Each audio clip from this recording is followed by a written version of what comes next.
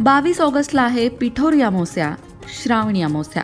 या अमावस्येच्या दिवशी तुमच्या घरात सुखसमृद्धी यावी यासाठी एक छोटा ज्योतिषशास्त्रीय उपाय करून बघा. काय करायचंय? कणकेचे 5 दिवे बनवायचे आहेत आणि हे घराभोवती 5 ठिकाणी ठेवायचे. कुठे कुठे ठेवायचे सांगते ऐका. कणकेचे हे 5 दिवे संध्याकाळच्या वेळेला बनवायचे आणि संध्याकाळच्या वेळेलाच प्रज्वलित करायचे. आणि हे दिवे संध्याकाळी एक दिवा देवाजवळ ठेवायचा, एक दिवा तुळशीजवळ ठेवायचा, एक दिवा तुमच्या घराच्या मुख्य प्रवेशद्वारात ठेवायचा आणि एक दिवा घराच्या दक्षिण दिशेला ठेवायचा.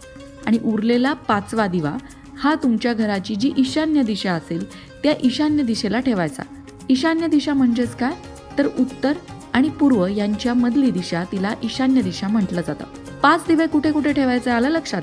एक देवाजवळ ठेवायचा, एक तुळशीजवळ, एक तुमचं जे मेन डोअर असेल त्या मेन डोअरच्या शेजारी ठेवायचा आहे, एक दिवा दक्षिणेला